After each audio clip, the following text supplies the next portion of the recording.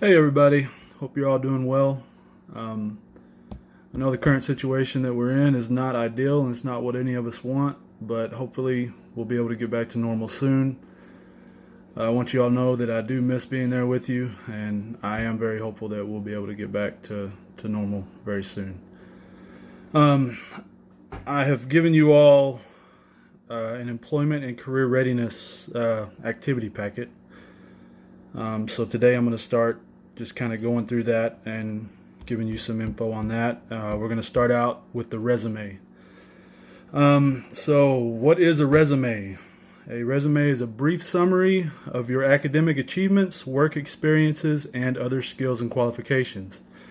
It is a marketing tool that job seekers use to communicate their value to employers. So basically it's an advertisement for yourself to the employer. So you're just putting down on a sheet of paper your experience, your qualifications, your skills, and that's the first thing that the employer is going to see, and that's usually what's going to get you the interview. So a good resume will get you an interview. You might be the best candidate for the job, but if your resume is no good, you might not even get an interview. So a good resume is very important. So what goes into a resume? A resume has contact info. That's your name, your address, phone number, email. You're also going to have an objective statement.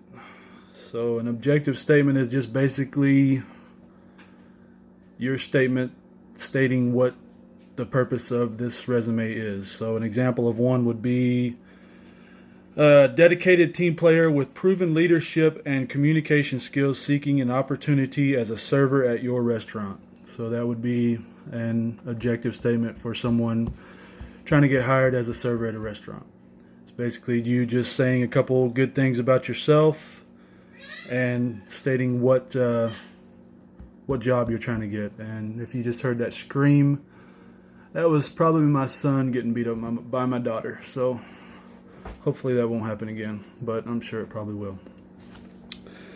All right, where are we at? All right, next section of a resume is where you're going to list your relevant work experience and key achievements. So when I say relevant work experience, relevant means having to do with the job that you're applying for. So say you are applying for that server job in a restaurant and you have prior experience as a roofer, putting shingles on houses. That's really not really relevant experience. Now if you don't have a lot of experience and say the roofing job was your only job, then yeah, I would go ahead and put that on there. But if you have a lot of experience, several different jobs, you don't want to put all the irrelevant experience on the resume that has nothing to do with the job you're trying to get. Next would be education. This is where you would just list your education info. Where'd you go to school? What years did you graduate? Stuff like that.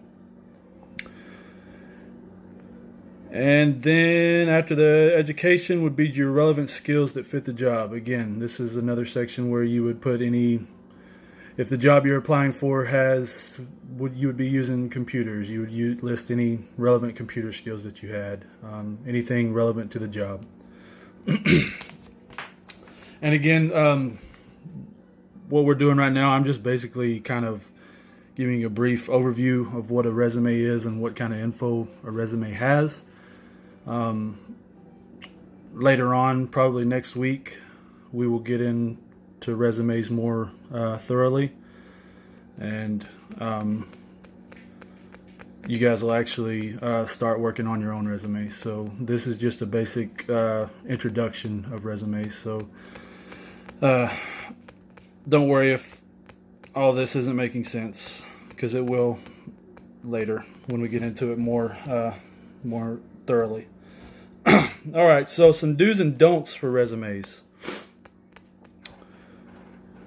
The first one is a big one. You want to be accurate, specific, and truthful with your information on a resume. You don't want to lie on your resume, because all this info that you put on a resume, the employer can and probably will check up on it.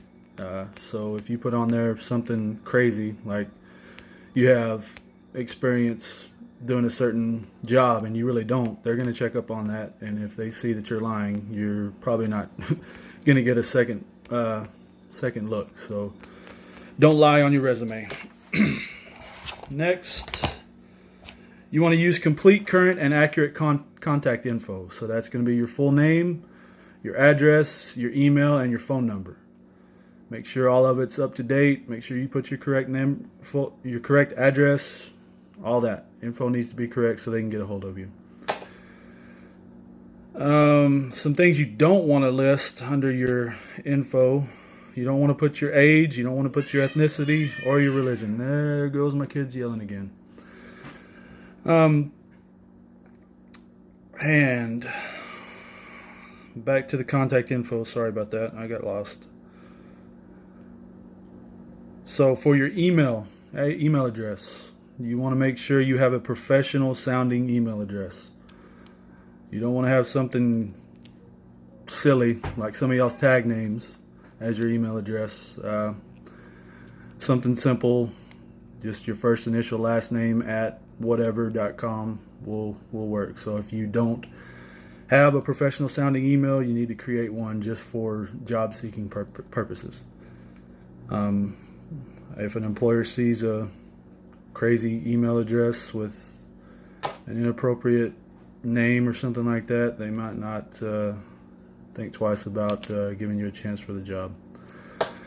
All right, guys, that was just a little brief intro into resumes. Like I said, next week or maybe the week after that, we'll get into resumes more thoroughly.